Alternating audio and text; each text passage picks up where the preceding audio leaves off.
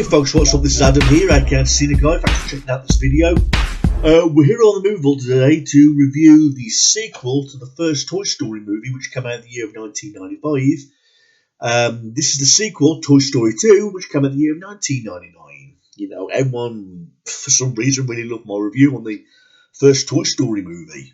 You know, and I'll go into detail in that movie about why I love the film. It was such a big hit. You know, I got into like the reasons why I like the character development, the story, the direction of where the story took. You know, the whole concept about you know, these lead toys that come to life. You know, and they don't. You know, they go into silent mode, dead mode. You know, when humans are around. That obviously wasn't the case. You know, towards the end. You know, where they try and freak out Sid. You know, when he goes running into the kitchen. But the first Toy Story movie is a classic. You know, I love the first Toy Story movie. How Buzz Lightyear came onto the scene, Woody being jealous, you know, meant to knock Buzz behind the cabinet, you know, the chest of drawers, but he gets knocked out the window. And the choice of settings where he takes place first in the home, then at Pizza Planet, then in Sid's house, and then the end sequence, you know, where they're running after they're going after the moving van. You know, great choice of characters, great settings, great voiceover work by Tom Hanks and Tim Allen. You know, I love Tom Hanks. You know, he's been in loads of memorable films that I love. He's even been in my favourite movie back there, The Green Mile. But I also love him in Castaway, Saving Private Ryan, Forrest Gump.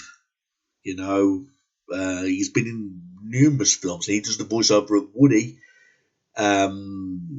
Also in the sequel, he comes back to do the voiceover of Woody.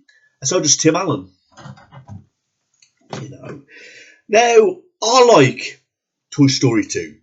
You know, I remember when it was first advertised to come out. I mean, I was on holiday. I was in holiday at the time, and I was actually playing Toy Story 2 at this cafe in Spain. And it wasn't English; it was like a British cafe, you know, in Spain. And they was playing Toy Story 2 on pilot copy on VHS, you know, which wasn't the best of quality, but apparently it was played before the actual release. So that's how I got to watch Toy Story 2, you know, being in holiday in Spain and being in this British bar. And, of course, you had to buy, like, a drink, you know, to watch Toy Story 2. And it was, like crappy pilot VHS version. And it was really cheap. But still, it was nice to see Toy Story 2 before it officially got released. You know, so... and I loved the movie back then. And after just watching it moments ago, I still love the movie. I love how the movie opens up, you know, where it was like a video game, you know, where Buzz Lightyear is going on this space mission to try and stop his arch enemy, the Emperor Zurg. It turns out to be Rex playing a video game because, you know, he's really into the video game and he wants to be just like Buzz, you know, trying to stop Zurg. Woody, at the meantime, he's like trying to find his lost hat. You know, all the toys are in search for it. So it was a nice little opening up. I liked how it was an introduction to a video game and then it went to reality. You know, Andy's preparing to go to cowboy camp. He wants to take Woody with him, but Woody's concerned that Andy won't want to take him unless he finds his hat. You know, and then we get introduced to Andy's dog, Buster. You know, we was hinted that he was going to be like a troublemaking type of dog, but really he fits in well with the toys, you know, and he's really friendly. Really cute dog. You know, and when Woody eventually finds his hat, you know, we get introduced to all the original characters like Rex, Slinky the dog, you know, Ham the piggy bank, you know, Bo Peep. And we also get introduced to the new characters like Mrs. Potato Head and some other characters further down the line, which I'll get to. Okay. Now, for a sequel, I'd have to say this sequel was pretty solid. You know, it was a very solid sequel, you know. Again, packed with action-packed moments, packed with heartwarming moments, packed with suspense moments, you know, and again, the movie told a really great story and some connecting moments. I mean, like I say in the first Toy Story movie, I talk about how it's all about companionship, love, and trust for one another, and bonding between two friends, like between Woody and Buzz, you know, bonding moments. And that moment happens then again here because there's a scene, you know, where Woody's arm gets torn, he gets shelved, and Woody's concerned that Andy's no longer want to play with him anymore. He goes into a yard sale to save the squeaky penguin by the name of Squeezy, stopping him from being sold, and he gets stolen by Al, who's voiced by Wayne Knight, from Jurassic Park. You didn't say the magic word. He also appeared as Stan in Space Jam, also. So I like Wayne Knight. He plays great characters. But he ends up stealing Woody from the yard sale. Buzz attempts to go after him, but he ends up being driven away. The only clue is his feather that came out of the back of the trunk of the car. And they later learn it's the Chicken Man from the commercials, Al's Toy Bomb. And then that's where they indicate where they've got to go to save Woody. And basically, the first half of the movie is about Buzz and his love and companionship for his friend. He's eager to go out to the streets, go on these numerous roadblocks, just to try and save Woody, and all the rest of the toys go with him. Apart from the female characters like Bo Peep and Mrs. Potato Head and a few other toys that can't make it.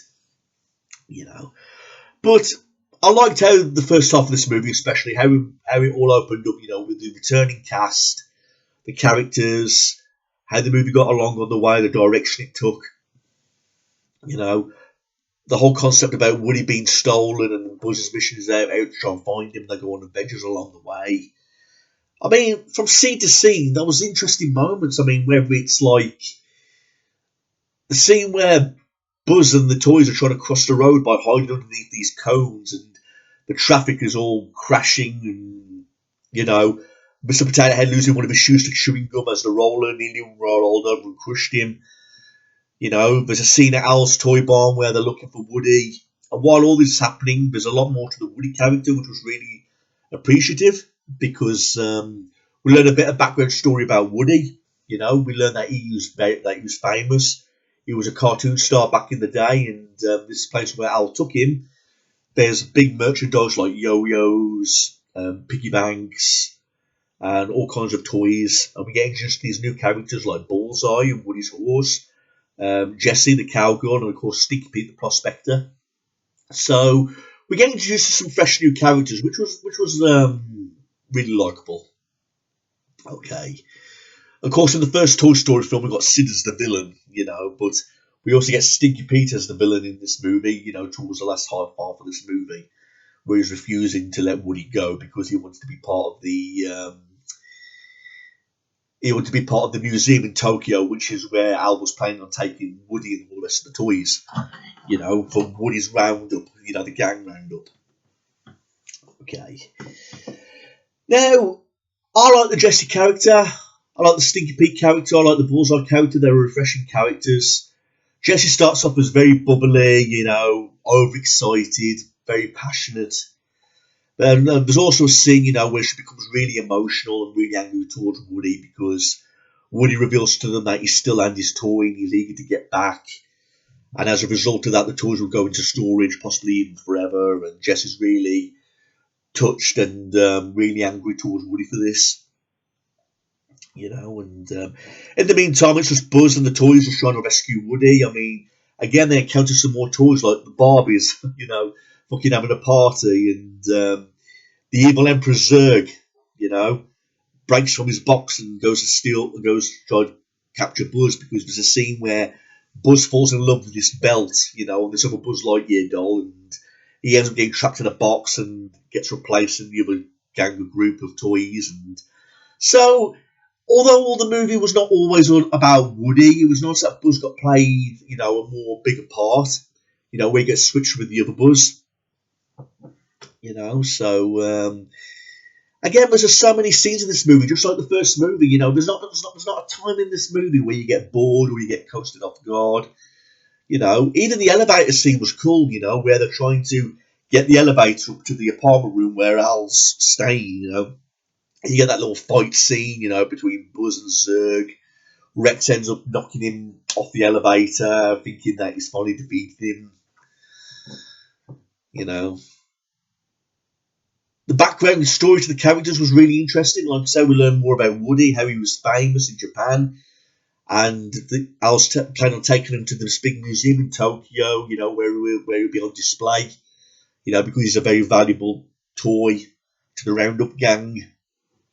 I'd have to say the most emotional part about this film would have to be Jessie's story, and when we hear that song, like When She Loved Me, and You know, we learn that Jessie used to have an owner called Emily, how they loved one another and how she spent time with her, but then she ended up growing up and ended up disowning Jessie, and then eventually she hands her away to donations.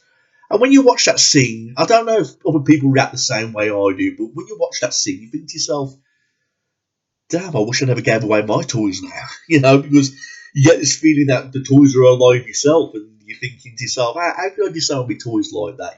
You're like feeling sorry for the character, you know what I mean? The toys, I mean, I've still got some of my toys in the attic in boxes, you know, so every time I open up the box full of toys, when I go up in the attic, whenever I go up, I can get out these action figures, you know, including Woody and Buzz, because I've got a Woody and Buzz action figure, and I can tell you stories about them, about how old I was when I bought the figure, where I was, what I was thinking, how much it cost. I can tell you a story about all these different action figures. Memories just hit you.